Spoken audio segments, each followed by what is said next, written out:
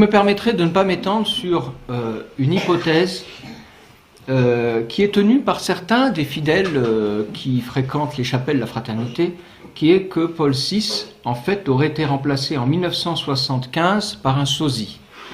Chaque fois qu'on raconte cette histoire, ça fait sourire, c'est sympathique et tout. Mais il y a des personnes, et des personnes très honorables, très saintes personnes même, pour tout vous dire, que je connais, qui tiennent ces théories.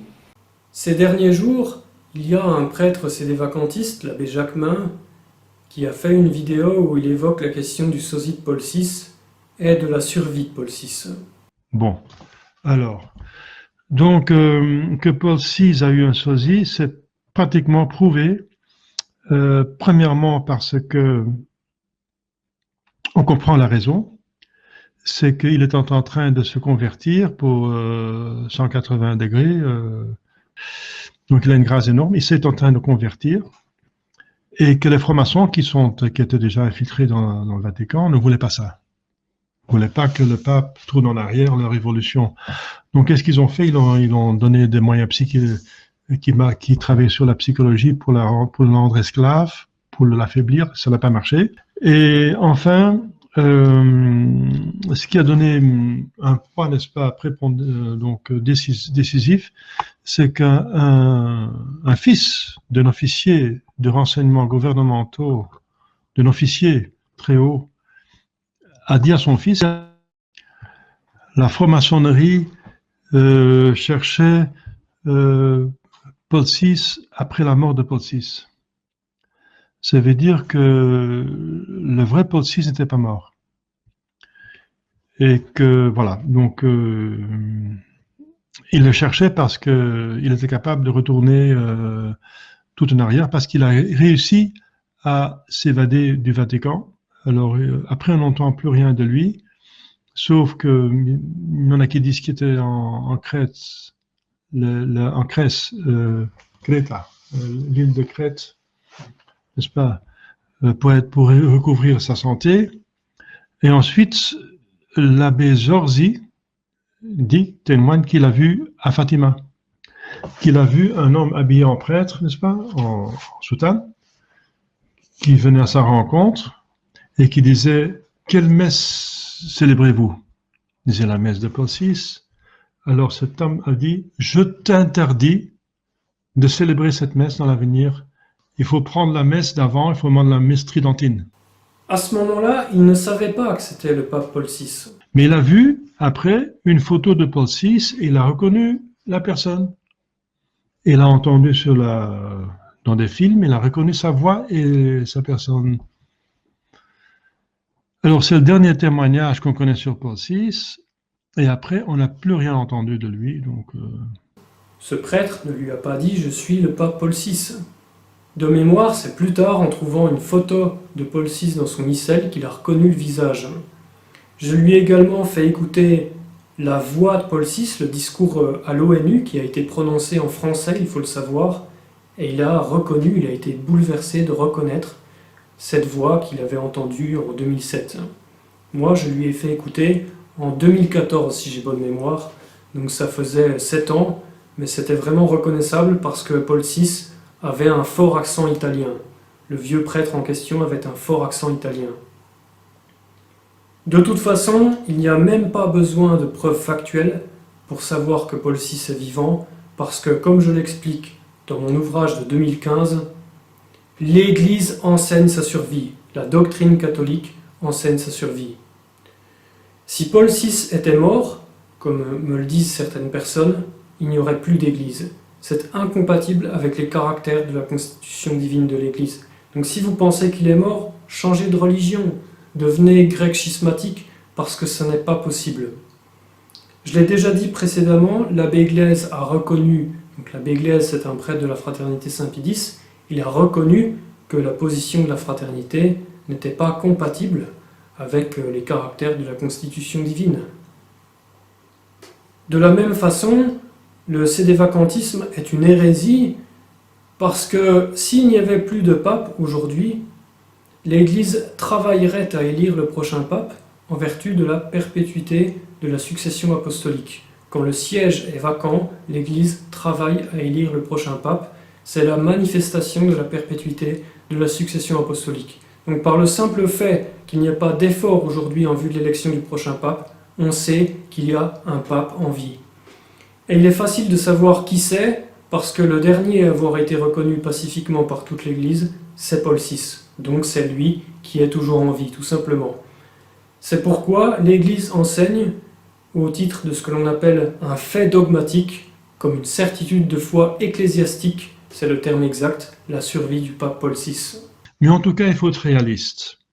Nous sommes 2022, donc si Paul VI devrait encore vivre, ce serait 124 ans, et c'est pas raisonnable qu'un homme vive si longtemps. 120, c'est le maximum. Même l'Écriture sainte le dit, je répète. Et ensuite, même s'il vit encore, on a le doute s'il vit. Non, même s'il vit encore, donc on a tout cas, enfin, s'il vit, on ne sait pas s'il vit. S'il vit ou pas, s'il est en vie ou pas. Donc on ne peut pas dire la messe una cum Paulo sexto si on ne sait pas s'il existe. On ne peut pas nommer un pape mort en ce moment-là, c'est le pape régnant qu'il faut. Donc si on a le doute si un pape vit ou pas, il ne faut pas dire Paulo sexto. Récemment, la chaîne catholique de France a publié un entretien avec l'abbé Guépin où ce dernier rapporte des propos de Monseigneur Lefebvre contre l'idée du sosie de Paul VI. Dans mes articles et dans mes vidéos, j'ai déjà eu l'occasion de dire que Monseigneur Lefebvre a déjà eu des affirmations contre cette idée du sosie, comme il a eu des affirmations contraires. À d'autres occasions, il a dit, par exemple à l'abbé Épinay, que ce serait la solution à la crise de l'Église. Et ça, j'ai un enregistrement audio qui en parle. Donc j'ai une preuve de la véracité de mes propos. D'ailleurs, il n'avait pas seulement parlé du sosie, il avait parlé de la survie de Paul VI. Et c'est pour cette raison-là que, dans les dernières années, apparemment, il disait au canon de la messe le nom du vrai pape. Il ne disait pas le pape Paul VI, il disait le vrai pape.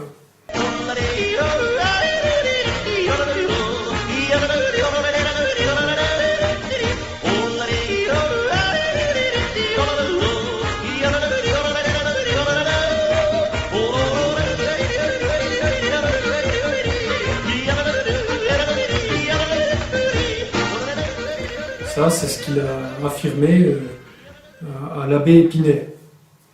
Donc, c'est l'abbé Épinay qui l'a raconté à plusieurs de ses fidèles.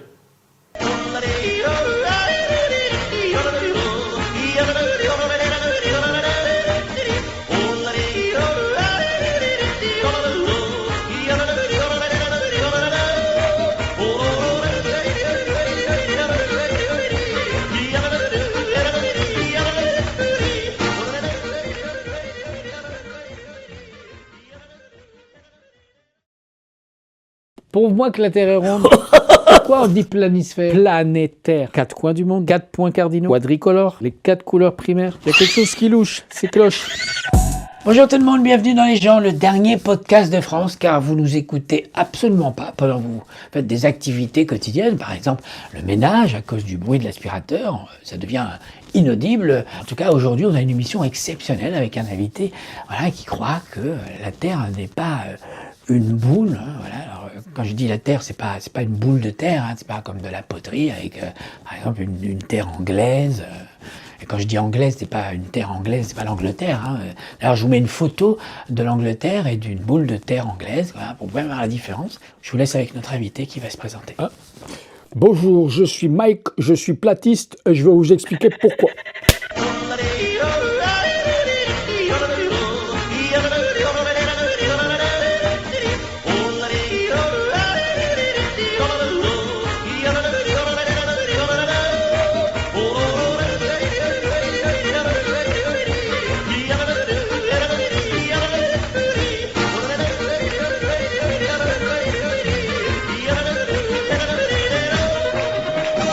Bonjour tout le monde et bienvenue sur Légende aujourd'hui. Émission exceptionnelle, on va recevoir dans un instant un homme, un père de famille qui a 4 enfants qui pense que la Terre est plate, ce qu'on appelle des platistes. Le principe, c'est une théorie de la Terre plate qui se répand de plus en plus puisque vous êtes 9% des Français à penser que la Terre est plate. Il y a aujourd'hui 6 120 000 Français, d'après les sondages, qui pensent que la Terre est plate. Donc on pensait que c'était intéressant de recevoir quelqu'un qui pense que cette théorie est vraie pour qu'il puisse nous l'expliquer. C'est ce qu'on va faire. Regardez juste un petit extrait de ce qui va arriver. Le Soleil est local, il est plus petit. Et c'est lui qui tourne autour de la Terre.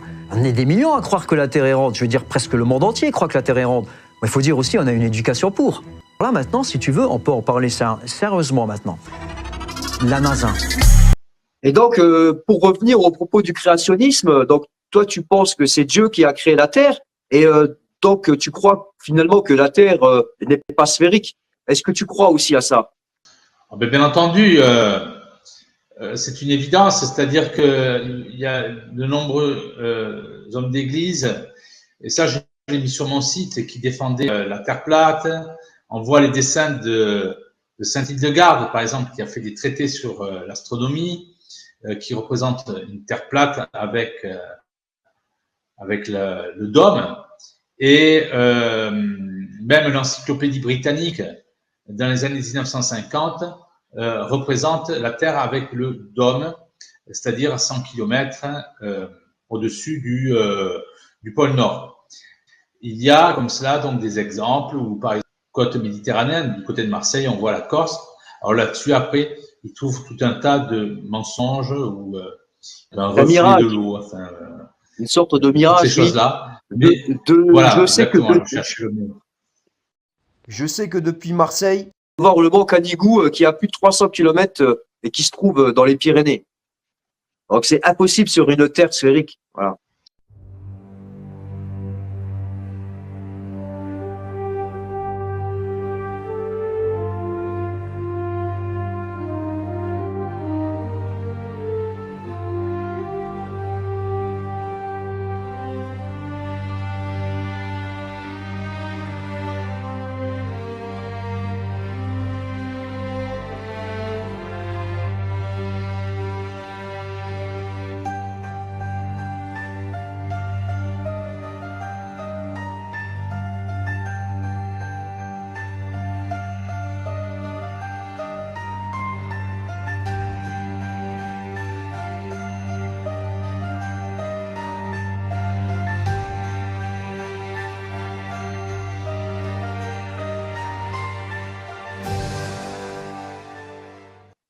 Donc, il connaît les superloges, il connaît un peu le monde de la franc-maçonnerie. On va dire qu'il y a beaucoup de producteurs célèbres francs-maçons qui n'hésitent pas à nous montrer parfois que notre Terre est plane, surmontée d'un dôme. Je vais mettre un petit dessin animé où on voit que le baseballeur, il tape la balle et elle touche le dôme et ensuite il y a l'eau qui coule. Santa Claus kicks and deals. It's a long fly ball going back. And the ball shatters the sky, bringing the ocean itself down into the stadium. Oh, Simpson just broke this dream to reality wide open. Il y a des réalisateurs francs-maçons qui, dans certains films ou dans des épisodes, essaient de dévoiler les secrets cachés. En fait, ils ne la dévoilent pas, hein. C'est-à-dire que ce sont des vérités qu'ils annoncent pour eux-mêmes. C'est pas pour le peuple, parce que le peuple, c'est justement ce qui est écrit dans les superloges. Parce qu'il y a des francs-maçons des superloges qui parlent de la Terre plate, et pas des moindres, comme George Orwell, qui était franc-maçon, c'est comme ça qu'il était au courant. Il y a aussi Bernard Shaw, qui avait été prix Nobel de littérature en 1925, et qui il est persuadé que la Terre est plate. Et ces deux hommes, c'est dans le journal de Chicago, pose la question, si vous demandez à l'homme de la rue de vous expliquer que la Terre est ronde, il sera incapable de le faire. Donc c'est quand même un prix Nobel de littérature, Bernard Shaw et George Orwell qui parlent de ça. C'est sur le site Profide Catholica, il faut faire une recherche là-dessus. Mais en tout cas, tout est expliqué, il y a la vidéo, il y a tout ça. Et en fait, ils annoncent ils annoncent certaines choses, mais pour eux-mêmes. Et mais c'est pas pour le peuple, parce que le peuple, pour eux, c'est une masse d'ignorants et ils veulent laisser le peuple dans son ignorance, tout simplement. Les supramaçons sont au courant. Je le répète, l'encyclopédie britannique en 1950 représente la Terre plate. Okay, you guys remember how I showed you the maps that were here on Earth before 1958, before the governments took them out, and I'm going to show you the Encyclopedia Britannicas in the public libraries before 1958. Here's volume 2 out of the alphabet A. And we're going to flip to the Antarctica, and this is from 1958, as you can see. Now, we're going to flip to the Antarctica and see what the Encyclopedia Britannica from 1958, before the Antarctic Treaty, says is there. Now, you won't find this in the new encyclopedias because the government's banned them. But what I want you to notice right here is, notice how it says, flights proved the inland areas to be featureless in character, with a dome 13,000 feet high at about latitude 80 degrees south, longitude 90 degrees east. Now, if this doesn't make sense to you, let me show you with an image of what a flat earth map would look like. Now, this is what a latitude 80 degrees south would look like on a flat earth map. As you can see, the dome comes down closer to you over the wall, which will be about 13,000 feet. Donc, tout cela, c'est fait. Il y a un but très clair, c'est que lorsqu'on parle de la terre boule, c'est tout simplement pour bien montrer à l'homme que Dieu est une notion très vague, que l'homme est perdu dans l'univers, alors que ce n'est absolument pas le cas. Ils font la même chose comme ils ont fait avec Darwin. Quand ils ont voulu faire la révolution chinoise avec Mao, 40 ans avant, ils ont commencé par traduire Darwin en chinois, c'était dans les années 1890. C'est-à-dire que Darwin a pu changer les esprits, simplement parce qu'avec Darwin, l'homme ne sait pas d'où il vient, ne sait pas où il va, et ils ont pu ensuite, 4 décennies après environ, implanter le communisme en Chine. Voilà à quoi sert cette science satanique. Très simplement, ils savent très bien ce qu'ils font, c'est très clair. C'est-à-dire que le mensonge donne le désespoir et la vérité est espoir. Voilà, l'homme se sent perdu dans un espace immense. Oui. Et en plus, on lui dit qu'il descend d'espèces animales comme le singe et qu'il est l'effet du hasard. Donc l'homme est désespéré parce qu'il se raccroche à rien. Tandis que si on lui dit la vérité et on lui dit que l'homme est important, qu'il est le centre de l'univers, qu'il a été créé par amour et qu'il a une mission sur cette terre, hein, et même la personne la plus simple a été voulue, a quelque chose à faire dans ce monde. Donc la vérité donne l'espoir. Oui, et on le voit bien, c'est que c'est un pasteur qui dit cela, hein,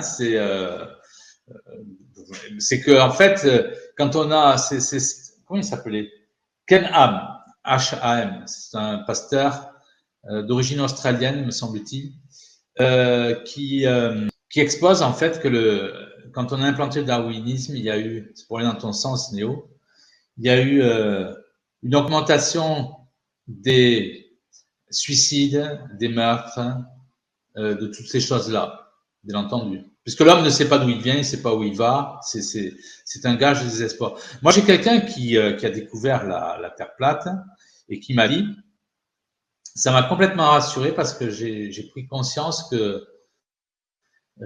on n'était pas perdu dans le... Donc, ça va complètement dans ton sens.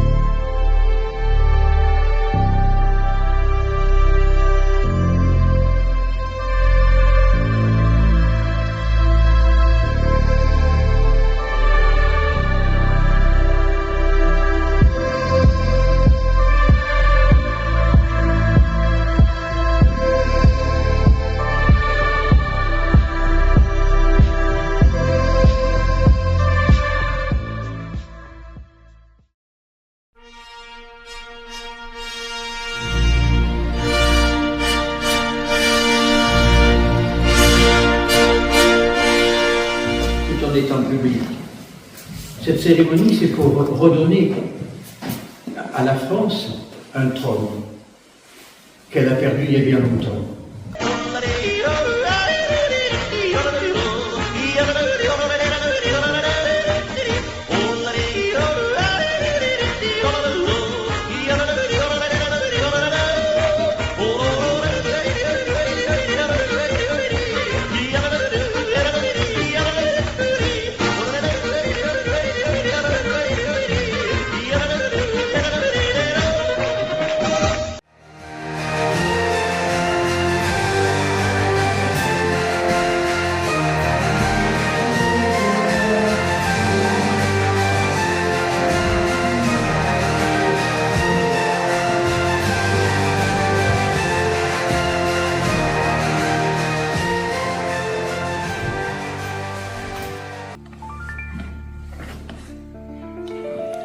Par cette onction d'huile de sanctification, je te fais roi. Au nom du Père, du Fils et du Saint-Esprit. Amen. Amen.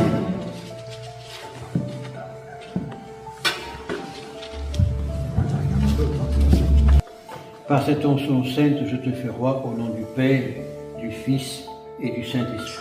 Amen. Par cette onction sainte, je te fais roi au nom du Père, du Fils et du Saint-Esprit. Amen. Sur le cœur. Par cette onction, je te fais roi Henri, au nom du Père, du Fils et du Saint-Esprit. Amen. Amen. Ces onctions sont très symboliques. Sur les mains, sur le cœur, sur les épaules. Ça signifie, premièrement, sur la tête, pour que le Saint-Esprit lui donne la force de combattre, mais que cette force soit aussi sur les épaules et sur les mains pour rendre la justice. L'Église est une mère et elle prépare ses enfants à pouvoir combattre le mal. Et par les onctions saintes, on est protégé du malin. Christ loin ce roi pour le gouvernement, comme tu es loin les prêtres, les rois, les prophètes et les martyrs, qui font par leur foi, ont conquis les royaumes, exercé la justice et reçu les promesses. Que ton onction très sacrée se répande sur sa tête, descende à l'intérieur de lui et pénètre le fond de son cœur, et que par ta grâce il se rende digne des promesses qu'ont vu exercer les rois très victorieux, afin que dans ce monde présent, il règne heureusement et qu'il parvienne au royaume céleste en leur compagnie. Par notre Seigneur Jésus-Christ, ton Fils, qui fut loin de lui d'allégresse comme aucun de ses semblables, et qui, par la vertu de la croix, a vaincu les puissances malignes, détruit les enfers, triomphé du royaume du diable. En sa main la victoire, toute gloire et tout pouvoir, lui qui vit et règne pour les siècles des siècles. Amen. Amen. Amen. Dieu, force des élus, élévation des humbles, qui au commencement a voulu punir par le déluge les crimes du monde, et qui fut connaître par une colombe portant un rameau d'olivier que tu rendais la paix à la terre, qui a consacré prêtre ton serviteur Aaron par l'onction d'huile, et ensuite par l'administration de cette onction, a établi les prêtres, les rois et les prophètes pour gouverner le peuple d'Israël, qui a prédit la voix prophétique de ton serviteur David que la face de ton Église soit resplendissante d'huile. Nous te prions, Dieu Père Tout-Puissant, de daigner sanctifier dans ta bénédiction de cette onction ton serviteur Harrison de la Croix, que voici, et que semblable à la colombe, il procure la paix et la droiture au peuple que tu lui as confié. Dieu Tout-Puissant et bienveillant, inondé de votre bénédiction, nous vous en supplions, ce manteau pourpre et cette couronne dont vous avez revêtu et couronné votre Fils Jésus, proclamant devant Pilate, oui, je suis roi, et mon royaume n'est pas de ce monde, afin qu'il soit porté pour la manifestation visible de votre royaume invisible, par l'incarnation de votre royaume spirituel dans ce monde matériel, de ce monde temporel de votre royaume.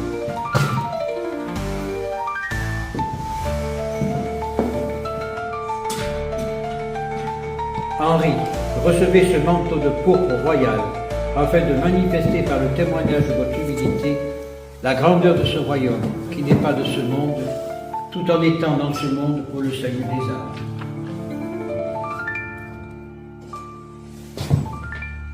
Henri, recevez cette couronne d'élection pour la manifestation de vertu persuasive du crucifié et l'édification des esprits et des cœurs, dans la vérité du Christ Jésus, proclamant « Je suis la voie, la vérité et la vie ». Lui qui vit et règne pour les siècles des siècles. Amen. Alba, je t'ai choisi pour vaincre, et tu vaincras. Tu vivras le temps du couronnement. Tu vivras le temps où les gens mangeront leur chair pour survivre. Il te faudra alors être fort pour les sortir des remords. Je ferai de toi un roi de paix. Tu n'es pas là pour juger, mais pour agir. Moi, Henri V de la Croix, investi roi de paix, depuis mon plus jeune âge, par divine volonté, à ce jour consacré sacramentellement dans ma mission surnaturelle et temporelle, je m'engage solennellement à rendre à la France son lustre originel, à ramener tous les Français dans l'unité de la concorde et de la paix, à restaurer les droits de Dieu dans les cœurs de tous, dans les lois de l'État, dans la justice et dans toutes les institutions d'un juste et sage gouvernement. Je m'y engage, je le jure sur la parole de Dieu même, je m'y consacre à partir de ce jour et jusqu'à ma mort, pour l'amour de Dieu et de la France. À cet effet, et pour premier acte décisif, je réitère la consécration que mon aïeul, Louis XIII, fille de la France à la très sainte Vierge Marie, afin que ce royaume de France soit à tout jamais le royaume de Marie. Patria, Maria, Dalia. Notre patrie, la France à Marie. Allez, emballé, c'est pesé. C'est beau quand même.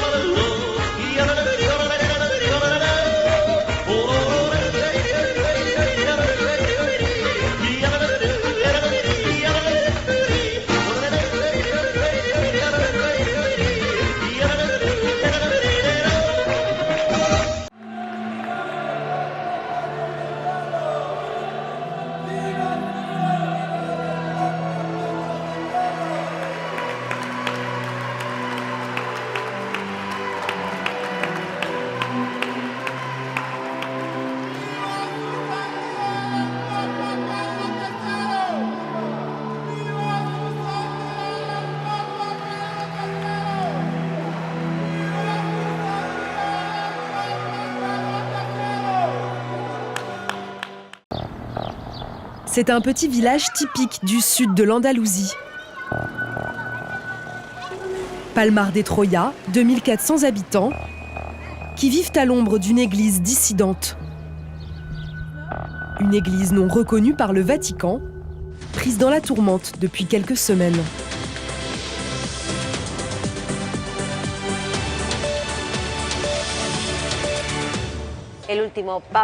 Le dernier pape de l'église de Palmar a démissionné, sans même dire au revoir aux fidèles.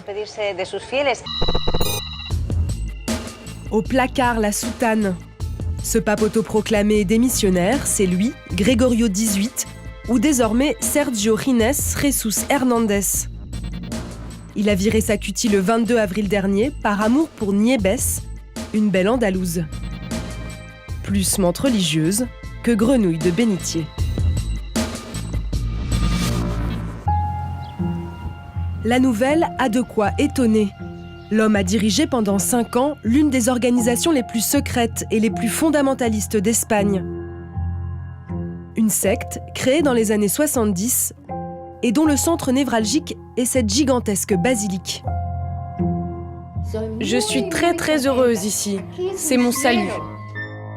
Parmi les figures vénérées par les palmariens, le général Franco, qu'ils considèrent comme un saint.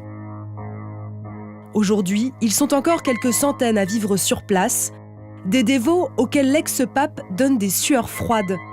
Car après son départ, il a donné plusieurs interviews à la télévision dans lesquelles il balance grave. Je suis sûr qu'il y a eu 2 cas de violence sexuelle. Ça s'est mal passé. L'ex-pape raconte aussi avoir été témoin de fraude fiscale et de blanchiment d'argent à l'intérieur de la secte. Vous avez des documents compromettants ? Pour le moment, je les garde pour moi. Mais au sein de l'Église, ils savent que rien qu'en ouvrant la bouche, je peux leur faire énormément de mal. Manuel Alvarez était en plateau lors de cette interview. Soit il est parti sans rien et il a besoin d'argent pour survivre. Il a quand même passé 32 ans à l'intérieur de cette secte, sans cotiser. Soit il en est sorti avec un bon pécule et il cherche à faire pression sur l'Église pour qu'ils ne viennent pas le lui réclamer. Donc cette manière de les menacer, de dire « j'ai des dossiers sur vous », c'est sûrement pour faire du chantage.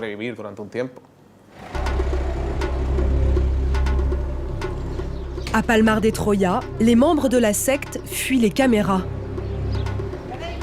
La règle palmarienne leur interdit de s'adresser aux infidèles que nous sommes. Ils ne se déplacent qu'en camionnette aux vitres teintées. Livre de prière à la main, aucun de ces prêtres ne nous adresse un regard. On ne veut pas parler. Pourquoi ? Parce que...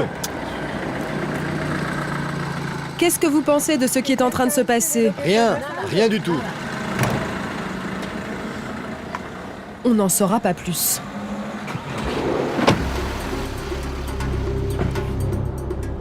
Chaque jour à 18h, ils se rendent à la messe. Mais là aussi, nous ne sommes pas en odeur de sainteté. C'est une propriété privée. Voilà ce que cachent ces grands murs de béton. Une fastueuse basilique très bien entretenue. On raconte qu'à l'intérieur, les autels sont en or et en argent. Appelle la police. On repassera pour la journée portes ouvertes. Les informations sur la secte de Palmar, il faut aller les chercher auprès de ses anciens membres. Immaculada et son mari Rolando ont quitté l'église de Palmar en 2007. Ils ont emporté quelques reliques. Dans cette Bible, on trouve des dessins pour que les enfants apprennent la foi palmarienne. On peut lire en sous-titres, d'après le magistère infaillible de l'Église. C'est interdit de lire autre chose, aucune revue, ni d'aller sur Internet. Seulement ce que publie l'Église. C'est une tromperie. Ils nous manipulent. Elle se souvient aussi des règles extrêmement dures imposées par la secte. Obligation de verser au moins 10% de son salaire, interdiction de communiquer avec l'extérieur, ou encore code vestimentaire hyper strict. La femme, non seulement dans le temple de Dieu, mais aussi quel que soit le lieu où elle se rendra, maison, travail, rue, etc., portera toujours des vêtements qui dépassent d'au moins 4 cm en dessous du genou, ni moulants ni transparents, aux manches longues jusqu'au poignet. Après 35 ans passés à l'intérieur, les révélations de l'ancien pape ne les ont pas surpris tant que ça. A esas personas, por ejemplo, se les engañaba. Les délits qu'il dénonce, vous étiez au courant, vous ? Les violences sexuelles, oui, je le savais. Sur une adolescente et une fillette. L'agresseur n'a pas été inquiété. Des accusations impossibles à vérifier, d'autant qu'aucune enquête n'a jamais été ouverte par la justice. Dans le village, au supermarché du coin, on rencontre une autre ex-palmarienne. Une femme entrée dans la secte à 1 an et demi, sortie à 29 ans. Autant dire, presque toute sa vie. Ici, je suis libre. À l'intérieur, j'ai tout fait. Ils te surveillent partout, tout le temps. Une fois dehors, tu te libères de ce poids. Même si les gens me regardent aujourd'hui, je m'en fiche. J'aime ma vie normale. Ses collègues trouvent Guadalupe très courageuse. On dit que c'est facile d'y entrer et difficile d'en sortir. Mais elle a réussi. Enfin, elle aurait dû le faire avant. Bien avant. Quand elle voit que je suis un peu triste, elles me disent « Allez, Lupe, courage !» Et ça me remonte le moral. Vous avez gardé des secrets? Oui, quelques-uns. Tout ne peut pas se raconter. Des silences lourds de sens, mais sans conséquence sur les autorités de l'église de Palmar, qui continuent de vivre leur vie. Un nouveau pape a déjà été désigné. Dans sa première encyclique, il accuse son prédécesseur de mensonges et de vol et rappelle au passage la grandeur de Franco. À Palmar, le pape est partout et la justice, nulle part.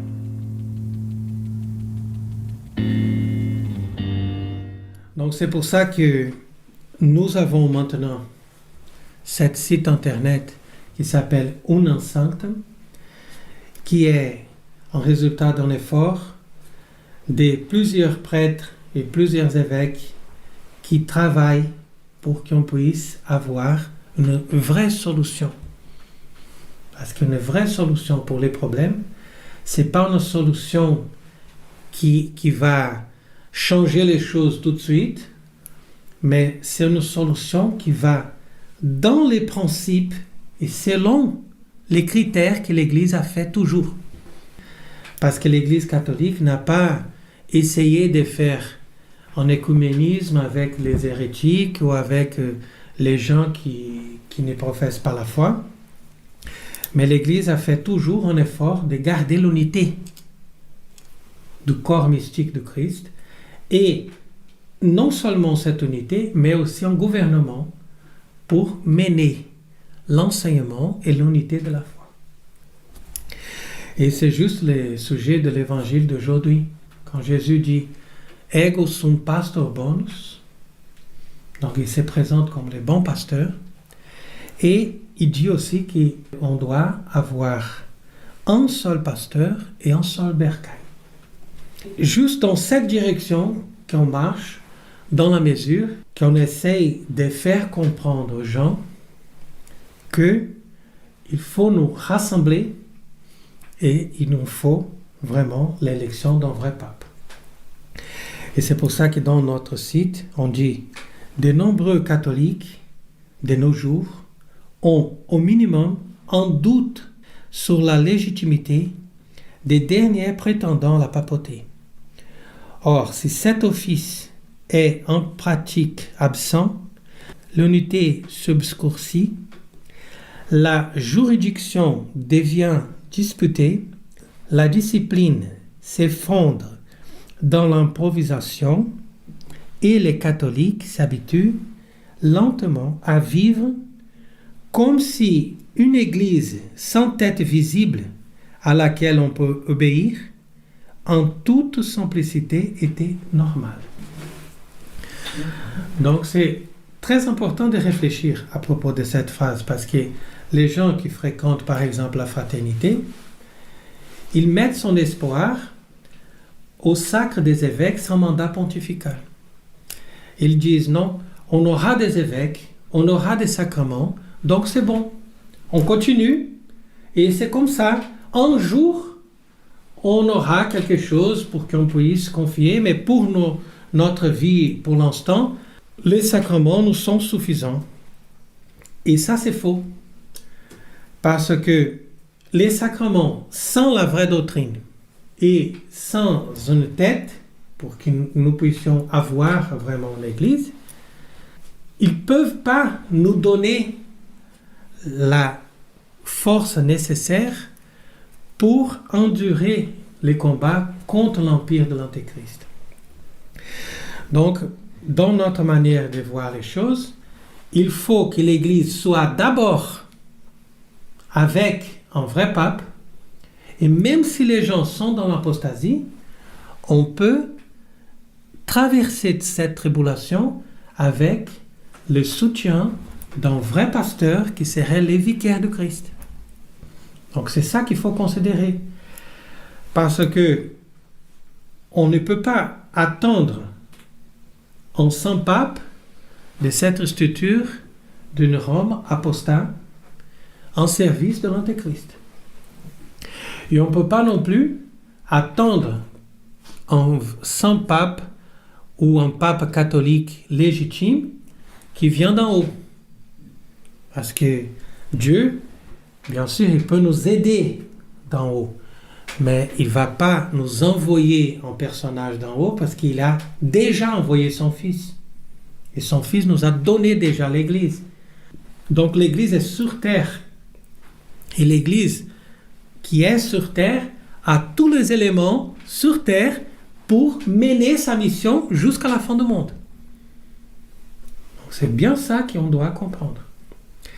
Sinon, on est des messianistes. Et c'est ça que c'est très dangereux. Parce qu'on n'est pas des juifs, on n'attend pas un messie, on attend un pape. Un pape, c'est tout simplement un être humain comme nous, qui est capable de mener la vraie religion par la doctrine, parce que d'abord il faut croire, après il faut enseigner, après il faut gouverner. Et ça, on peut faire. C'est juste une question que les choses soient faites selon la légitimité. Donc il y a plusieurs personnes parmi nous qui peuvent être élus papes et faire comme il faut, comme les autres papes, même s'ils étaient des pécheurs, même s'ils étaient des gens comme nous qui ont des défauts, mais avec la foi et l'assistance de Dieu, ils ont bien accompli leur mission.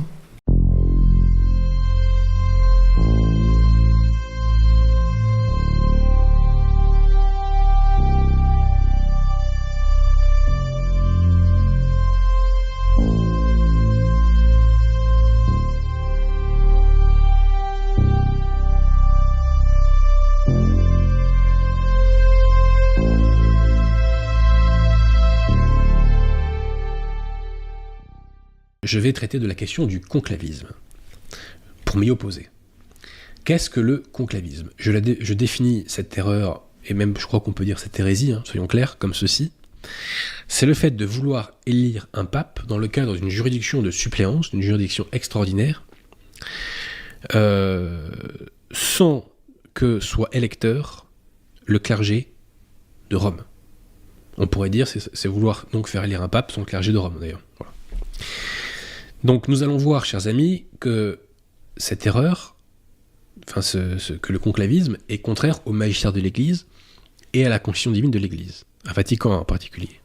Mais une autre raison qui me pousse à m'opposer à cette erreur, et qui est évidente, et je m'étonne que ses partisans ne le voient pas, c'est que par cette erreur, si cette erreur devait prospérer, elle serait évidemment utilisée par les modernistes et les lefévristes pour décrédibiliser et railler les sédévacantistes via des sophismes par association et via des amalgames malhonnêtes, parce que les sédévacantistes seraient innocents de cela, puisqu'ils ne partagent pas cela, parce que pour eux, le siège est vacant. Pour vous montrer le niveau de malhonnêteté intellectuelle auquel nous sommes confrontés, chers amis, il y a quelques mois de ça, un faux évêque a fait un faux sacre. Ça a été filmé sur les réseaux sociaux. Un sacre d'un roi de France. C'est totalement bidon. Ça n'a aucun rapport, ni de près, ni de loin, avec les clercs, les chapelles et les fidèles de Nonacum. Ni de près, ni de loin. Mais il y a quand même des influenceurs modernistes qui arrivent à dire que les sédévacantistes sont à l'origine de cela. C'est d'une malhonnêteté intellectuelle absolue. Absolue. Mais vous voyez le niveau. Mais il faut faire attention à ces calomnies et à ces sophismes, chers amis. Voilà. On ne peut pas faire comme si elles n'existaient pas. Et d'autant plus qu'il faut les réfuter. Donc, je tiens quand même à préciser que aujourd'hui, l'écrasante majorité des clercs et des fidèles et des chapelles Nonunacum sont opposés au conclavisme. Donc prétendre, comme le feraient de potentiels contradicteurs, ou comme le font d'ailleurs certains déjà, que le conclavisme serait représentatif des chapelles Nonunacum, eh bien c'est un pur mensonge. Le mensonge, c'est l'arme du démon, je leur laisse cette arme. Donc ma réaction d'aujourd'hui est motivée par le fait que récemment, plusieurs vidéos ont traité de cette question. Et l'une d'entre elles a été faite par des personnes soit que je connais, soit que j'ai connues. Donc ça ne m'amuse pas, chers amis, de faire cette vidéo ce soir, mais je la fais parce que la vérité l'exige. Ces personnes-là n'ont aucune mauvaise intention, je le sais, mais elles sont dans l'erreur, et je me permets de le leur dire. Donc avant de rentrer dans des considérations doctrinales, je tiens à réfuter des erreurs sur le plan factuel, sur le plan historique, et aussi à réfuter quelques sophismes. Donc dans une récente vidéo qui plaide pour le conclavisme, il est affirmé que pendant le schisme d'Occident, le pape Jean XXIII, à ne pas confondre avec Roncalli, enfin entre guillemets, le prétendu pape Jean XXIII, qui prétendait être pape, était un pape légitime, un véritable pape. C'est totalement faux. Pendant le grand schisme d'Occident, le pape véritable, les papes véritables étaient ceux de la lignée d'Urbain VI. Et quand le pseudo Jean XXIII prétendait être pape, le pape véritable, c'était Grégoire XII. Le concile de Constance, d'ailleurs, n'a véritablement commencé, n'a canoniquement, je dirais, commencé que le 4 juillet 1415, lorsque le pape Grégoire XII a accepté de le réunir. La réunion de Florence qu'il y avait avant n'était pas un concile. C'était un concile à bulles, c'était une réunion qui avait été, à la base, initiée par le faux pape Jean XXIII. Ce n'était pas un concile. Et tous les textes qui ont été pris par le conciliabule de Florence n'ont jamais été considérés comme des textes du magistère de l'Église. Je précise un point aussi très important, c'est que avant le pape légitime Grégoire XII va accepter de démissionner pour que tous les prétendants à la papauté démissionnent et que le concile, via un conclave qui émane de lui, pour que ce conclave puisse élire un pape. Et ce pape, ça sera plus tard Martin V. Bon. Mais avant de démissionner, qu'a fait Grégoire XII ? Il a délégué le pouvoir de façonner le pouvoir de façonner le mode d'élection du pape au concile. Donc il y a une passation, il y a une délégation des pouvoirs. Donc il y a une origine papale dans la méthode que le concile de Constance va adopter pour élire un pape. C'est très important, puisque nous le verrons tout à l'heure, le pouvoir de désignation du pape est façonné dans le cadre de la juridiction ordinaire par un pape légitime, et seul un pape a le pouvoir de faire cela. Voilà, donc ensuite, d'un point de vue plus doctrinal, enfin d'abord, avant d'arriver là, ce que j'oppose également aux conclavistes avec qui j'ai pu discuter dans le passé, c'est que ce que vous cherchez, c'est pas un pape, c'est une baguette magique. Parce que ce que vous espérez, c'est que la situation va immédiatement se remettre en ordre à partir du moment où on aura un pape. Non, ça sera la fin du processus. Ça sera la fin du processus, justement, l'élection du pape.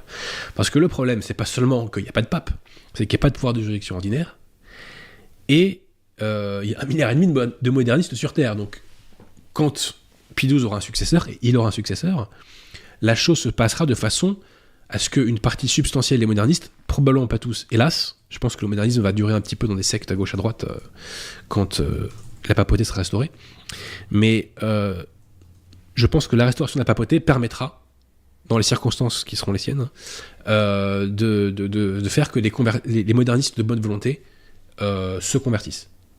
Voilà. Et quand je parle avec vous, chers conclavistes, j'ai l'impression que vous recherchez une baguette magique.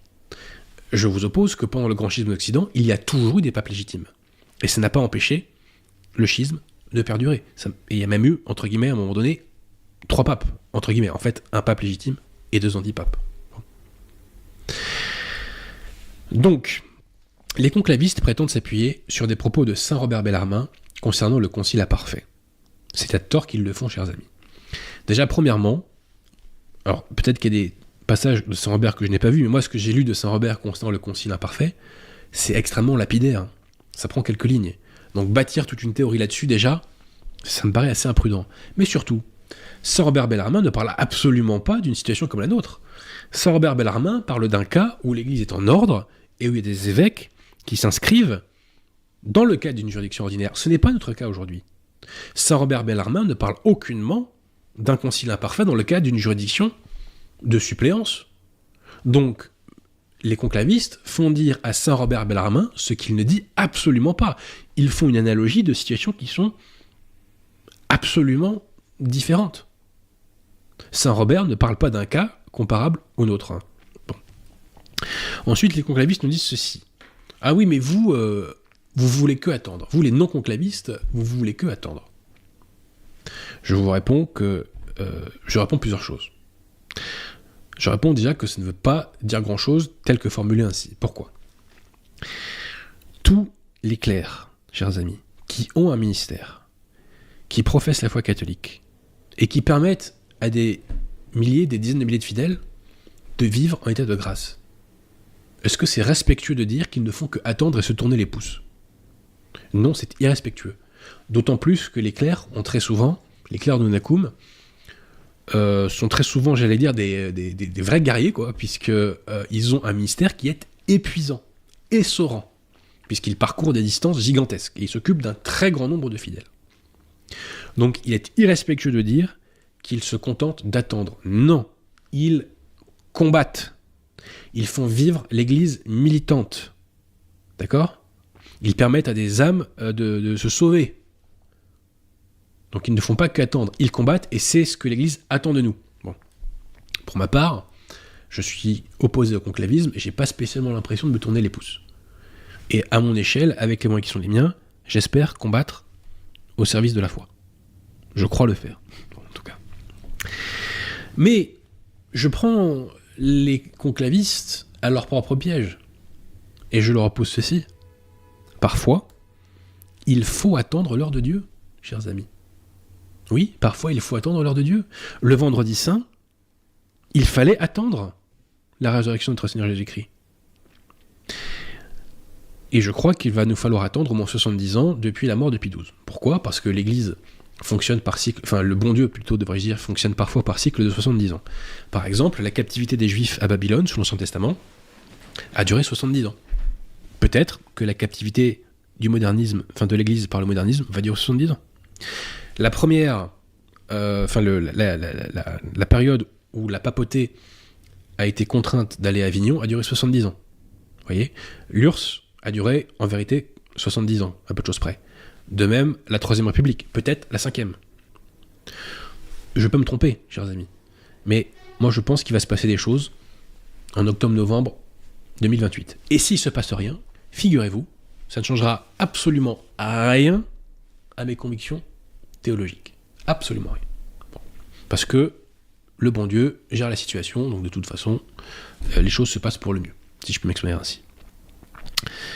Mais il est déjà sûr et certain qu'il va se passer quelque chose en octobre-novembre 2028. Pourquoi ? Parce que c'est annoncé. Puisque la secte moderniste a annoncé qu'elle allait clôturer définitivement le synode sur la synodalité par un événement qui va s'appeler une assemblée ecclésiale. Donc il va se passer des choses. Quoi précisément, je ne sais pas. Mais il va se passer des choses.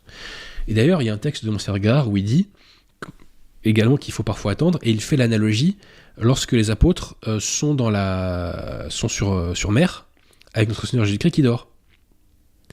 Et les apôtres ont peur parce qu'il y a une tempête, les apôtres ont peur de couler. Et notre Seigneur Jésus-Christ leur dit: mais homme de peu de foi, je suis à vos côtés en substance et vous avez peur. Voilà. Donc il faut laisser notre Seigneur Jésus-Christ dormir quand il dort, entre guillemets. Donc, chers amis, il va se passer quelque chose. Il va y avoir des interventions divines, c'est certain. Déjà, comment prétendez-vous convertir ? Et ça, c'est quelque chose que j'oppose aussi aux lefévristes et que j'oppose aux modernistes conservateurs. Est-ce que vous pensez sérieusement qu'on peut convertir 1,5 milliard de modernistes sans que le bon Dieu intervienne ? Sérieusement ? Qui est le plus proche du réel ?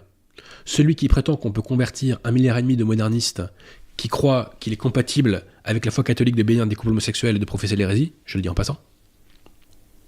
Qui est le plus proche du réel ? Ceux qui disent qu'on peut convertir ce 1,5 milliard de personnes uniquement avec des moyens humains, ou ceux qui disent non, à ce niveau-là, de mal et d'erreur, seule une intervention divine pourra arriver à les convertir.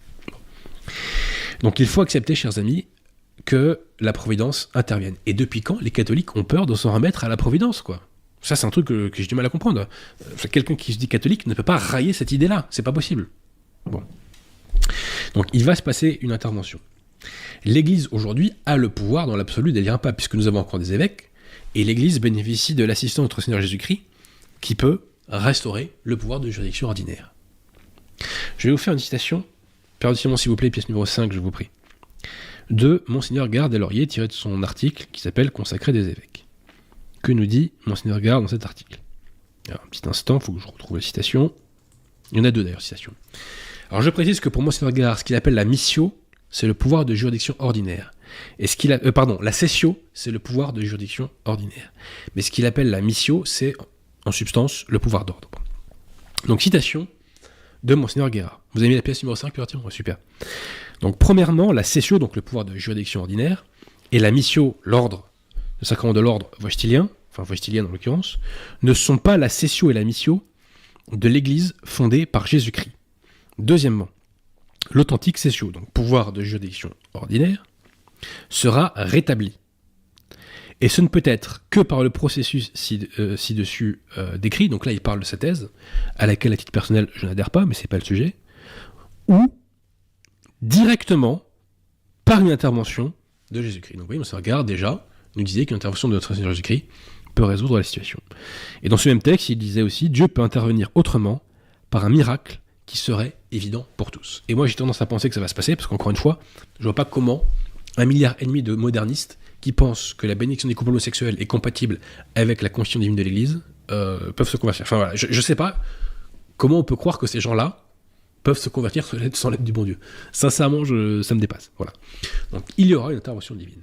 Et j'en suis d'autant plus convaincu, chers amis, que dans le passé, nous avons eu un pape qui s'est fait élire via une intervention divine. C'est le pape Saint Fabien, qui a été désigné donc par les électeurs, Saint Fabien qui était un laïc au moment où il a été élu, parce qu'une colombe s'est posée sur son épaule. Donc il y a eu une intervention du bon Dieu. Voilà. Donc oui, parfois il faut attendre l'heure de Dieu, et quand notre Seigneur Jésus-Christ dort dans la barque, il ne faut pas le réveiller, sinon on est un homme de peu de foi. Voilà.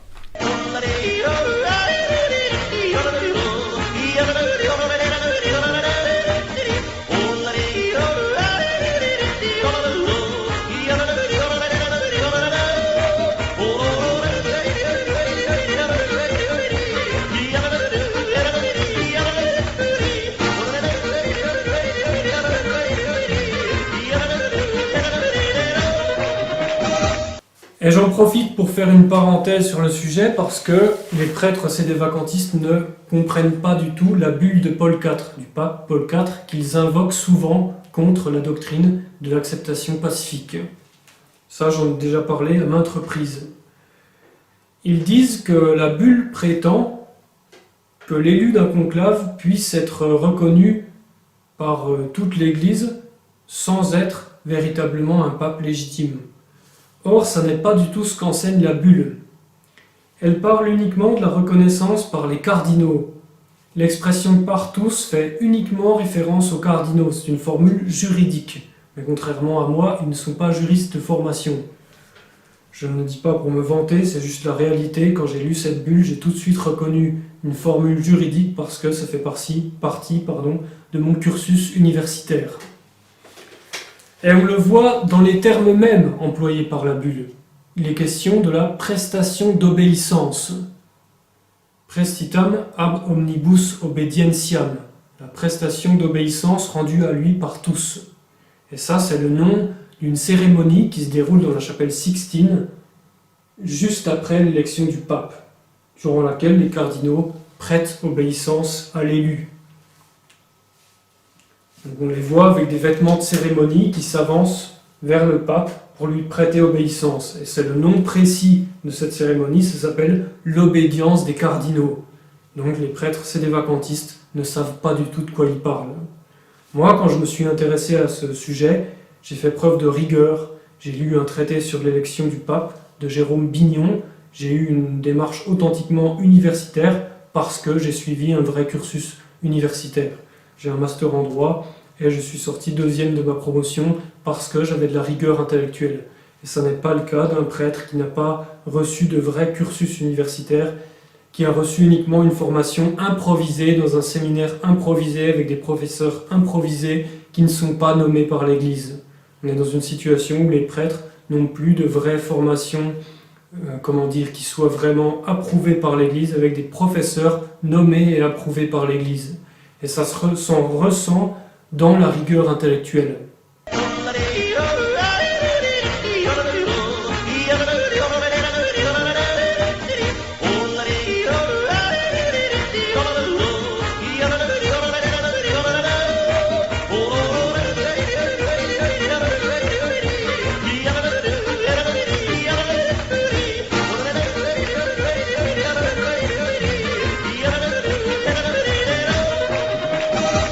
Nous ne basons pas, nous ne fondons pas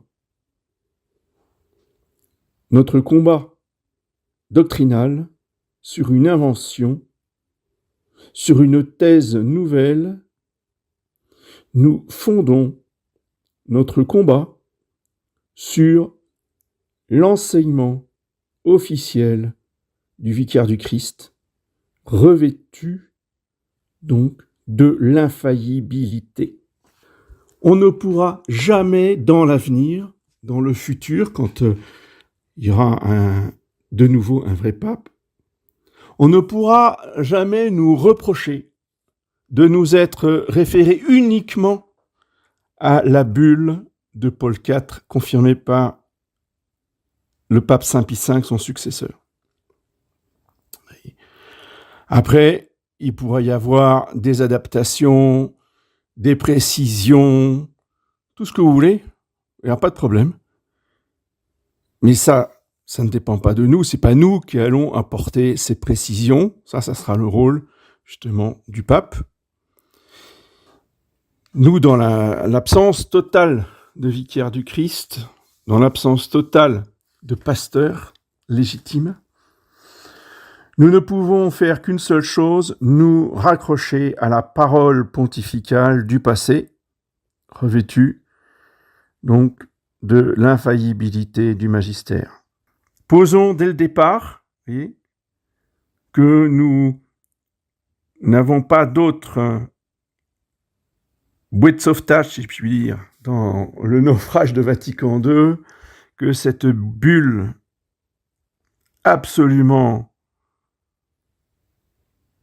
fondamentale, cette bulle qui est prophétique, cette bulle que Paul IV a écrite pour nous, pour notre temps, pour les catholiques de la fin des temps. Nous allons voir précisément où il parle de la désolation dans le lieu saint, prédite par le prophète Daniel. C'est nous, c'est la fin des temps. C'est pour nous que le pape Paul IV a écrit cette bulle. Ne nous étonnons pas que le démon fasse tout ce qu'il peut pour écarter cette bulle, pour en diminuer la portée, l'autorité, et que l'on mette de côté cette parole pontificale qui a été écrite il y a plusieurs siècles contre lui pour notre défense. Alors d'abord, permettez-moi juste de présenter rapidement qu'est-ce que c'est qu'une bulle. Une bulle, c'est un document tout à fait officiel du magistère, tout comme un motu proprio, tout comme une encyclique, tout comme d'autres documents que le pape adresse à l'Église universelle ou à une partie de l'Église universelle. Après, cela peut être du magistère ordinaire, mais cela peut être aussi du magistère extraordinaire. Je pense en particulier à la bulle de Pie IX, définissant le dogme de l'Immaculée Conception. C'est évidemment du magistère extraordinaire, puisque cela définit un dogme.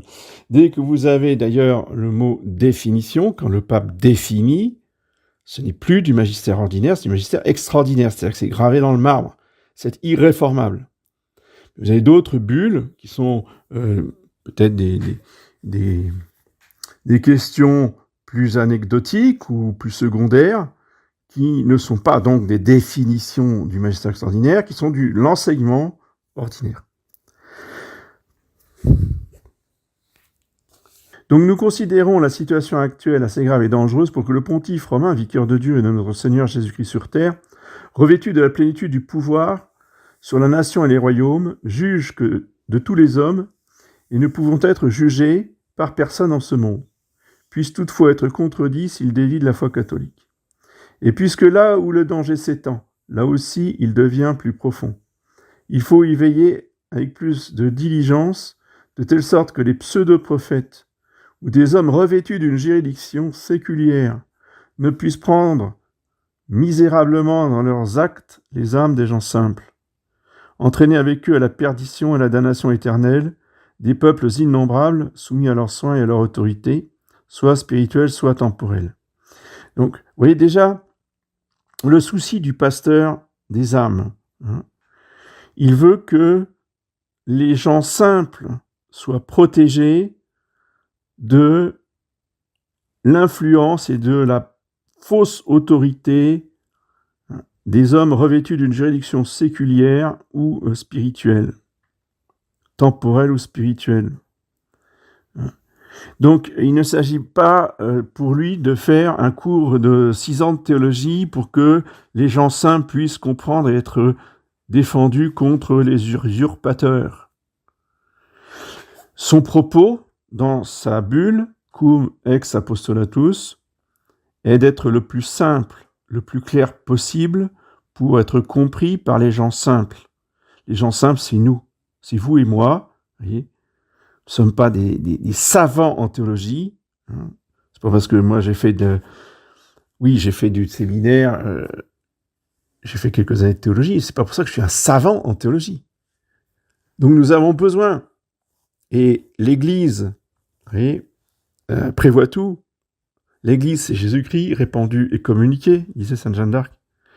Donc notre bon Jésus, notre bon pasteur, vous voyez, a pris les devants pour nous expliquer les choses simplement et que nous ne tombions pas dans les pièges des fils de Satan qui veulent détruire son Église. Vous voyez ? Déjà, dès le paragraphe 1, nous voyons toute la sollicitude et l'amour de notre bon pasteur par son vicaire qui veut protéger les gens simples, parce que l'Église n'est pas une société de savants. L'Église, ce sont les pauvres, les simples, les enfants et ceux qui leur ressemblent. Je continue le paragraphe 1. Et pour que nous puissions ne jamais voir, voilà, dans le lieu saint, l'abomination de la désolation prédite par le prophète Daniel, nous voulons autant que nous le pourrons, avec l'aide de Dieu et selon notre charge pastorale, capturer les renards occupés à saccager la vigne du Seigneur et écarter les loups des bergeries, afin de ne pas sembler être comme des chiens muets, impuissants à aboyer, pour ne pas nous perdre avec les mauvais serviteurs et ne pas être assimilés à un mercenaire.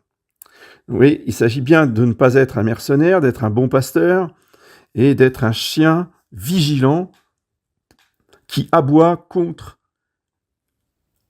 tous les renards occupés à saccager la vigne du Seigneur, et à aboyer contre les loups qui rôdent autour des bergeries. L'expression utilisée par le pape Paul IV est très très forte, afin que nous puissions ne jamais voir dans le lieu saint l'abomination de la désolation prédite par le prophète Daniel, c'est-à-dire l'Antéchrist. L'Antéchrist qui s'assoira dans le temple de Dieu. Et saint Thomas d'Aquin, dans son commentaire sur la 2e épître aux Thessaloniciens, nous dit qu'est-ce que c'est que ce temple de Dieu ? C'est l'Église de Jésus-Christ. Parce que l'Antéchrist, à la fin, sera reçu dans l'Église, il la gouvernera, dit saint Thomas. Allez voir ce commentaire de la 2e épître aux Thessaloniciens, elle est d'une clarté et d'une simplicité enfantine, en même temps qu'elle est terrible. Et oui, c'est pour éviter ça que le pape Paul IV prend des dispositions et nous montre justement que le jour où l'Antéchrist arrive dans le lieu saint, eh bien, il faut le démasquer comme n'ayant absolument aucune autorité. Non seulement ça, mais aucun pouvoir de faire quoi que ce soit. Le paragraphe suivant va nous montrer en quoi cet accès de l'Antéchrist au siège de Pierre, d'avance, par Paul IV, va être complètement neutralisé. Valide à perpétuité. J'ai bien lu, valide à perpétuité. Donc elle est valide justement. Pourquoi à perpétuité? On va nous dire « Ah mais oui, mais bon, un autre pape... » Non, un autre pape ne va pas annuler cette bulle. Pourquoi? Parce que cette bulle n'est pas simplement des dispositions, si vous voulez, circonstancielles de discipline. Cette bulle est faite, je vous l'ai dit, pour les chrétiens de la fin du monde, pour les chrétiens qui verront l'abomination de la désolation dans le lieu saint. Donc il n'est pas question d'annuler cette bulle. Personne ne doit annuler cette bulle. Elle est valide à perpétuité, nous dit Paul IV. Donc, cette constitution valide à perpétuité par haine d'un si grand crime, le plus grave et pernicieux possible dans l'Église de Dieu, et dans la plénitude de notre pouvoir apostolique, nous décidons, nous statuons, nous décrétons, attention, et nous définissons. Vous avez entendu? Définition. Nous définissons. C'est donc du magistère extraordinaire, définitif, perpétuel. Et personne, pas un seul pape, ne peut y changer une virgule parce que c'est une définition. Et de même que on ne peut changer un seul mot de la bulle Pie IX sur l'Immaculée Conception. C'est la même chose. Paragraphe 6. De plus, si jamais un jour il apparaissait qu'un évêque, faisant même fonction d'archevêque, de patriarche ou de primat, qu'un cardinal de l'Église romaine, même légat, qu'un souverain pontife lui-même, soit avant sa promotion et élévation au cardinalat, ou même au souverain pontificat, déviant de la foi catholique et tombé en quelque hérésie, sa promotion ou élévation, même si elle a lieu dans la concorde et avec l'assentiment unanime de tous les cardinaux, est nulle, sans valeur et non avenue. Donc elle est nulle, totalement nulle. Il n'est pas l'élu du conclave, c'est ça que ça veut dire. C'est-à-dire que l'élection est nulle. On est bien d'accord? Donc il n'est pas pape matérialitaire. Et pour Paul IV, il est rien du tout. Il est toujours cardinal comme avant. Le fait qu'il ait été reconnu pape, si vous voulez, n'a aucune valeur, n'a aucune validité.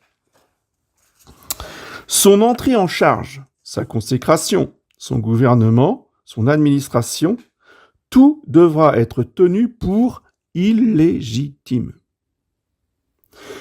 S'il s'agit du souverain pontife, on ne pourra prétendre que son intronisation, l'obéissance à lui jurée, le cours d'une durée quelle qu'elle soit de son règne, donc même si, vous voyez, Jean-Paul II, il a régné très longtemps, un des règnes les plus longs, ça ne change rien au problème. Quel que soit, nous dit Paul IV, quelle que soit la durée de son règne, que tout cela, on ne pourra prétendre que tout cela a convalidé ou peut convalider son pontificat. Celui-ci ne peut être tenu pour légitime jamais et en aucun de ses actes. D'accord ? Donc toutes les encycliques de Jean-Paul II, poubelle. Toutes les canonisations de Jean-Paul II, poubelle. Tous les discours du mercredi de Jean-Paul, poubelle. Ça ne vaut rien. Nul, sans valeur et non avenu. De tels hommes, premier évêque, archevêque, patriarche, primat, cardinaux ou souverain pontife, ne peuvent être censés avoir reçu ou pouvoir recevoir aucun droit d'administration, ni dans le domaine spirituel, ni dans le domaine temporel. Tous leurs dits faits et gestes, leur administration et tous ses effets, tout est dénué de valeur et ne confère par conséquent aucune autorité, aucun droit à personne. Aucune autorité, aucun droit à personne. Donc, ces papes qui ne sont pas papes, dont l'élection est nulle et sans valeur, ne peuvent donner aucune autorité, aucune juridiction, aucun pouvoir et aucun droit à personne, pas même à des cardinaux. Ils ne peuvent pas nommer de cardinaux. Ils ne peuvent pas donner à ces cardinaux le droit d'élire un futur pape. Tout ça, c'est nul et sans valeur. Donc, ils ne peuvent plus créer aucun cardinal puisqu'ils ne sont pas papes du tout. Cette sauvegarde de juridiction d'un pape matérialitaire qui pourrait continuer de transmettre la juridiction à des cardinaux pour élire un pape futur, qui éliront eux-mêmes à leur tour, comme ils ne sont pas catholiques et qui n'ont pas la foi catholique, eh bien, ils pourraient, selon certains, continuer à transmettre la juridiction pour élire un pape matérialitaire. Paul IV répond à l'avance et détruit complètement, vous voyez, ces élucubrations, ces inventions du XXe siècle. Ces hommes, continue Paul IV, ainsi promus, seront donc sans besoin d'aucune déclaration ultérieure. Attention, sans besoin d'aucune déclaration ultérieure. Il n'y a pas besoin qu'ils reçoivent des lettres, des monitions ou quoi que ce soit. Par le fait même, leur élection est nulle, non avenue et sans valeur, et ils ne peuvent transmettre absolument rien à personne. Donc, sans besoin d'aucune déclaration ultérieure, privés de toute dignité, place, honneur, titre, autorité, fonction, pouvoir, même si tous et chacun de ces hommes n'a dévié de la foi catholique, tombant dans le schisme ou l'hérésie, qu'après son élection, soit en suscitant, soit en embrassant ses erreurs. Quant aux personnes assujetties au pontife, aussi bien clercs séculiers que réguliers et laïcs, les cardinaux y compris, qui auraient participé à l'élection du pontife romain, déjà hors de la foi catholique, par hérésie ou schisme, ou qui consentiraient de quelque autre manière, qui lui aurait promis obéissance, qu'il se serait agenouillé devant lui, etc., de même quiconque se lierait à de telles personnes par hommage, serment ou caution, au lieu de renoncer en tout temps à leur obéir, les servir impunément, de les éviter comme des magiciens, des païens, des publicains, des hérésiarques.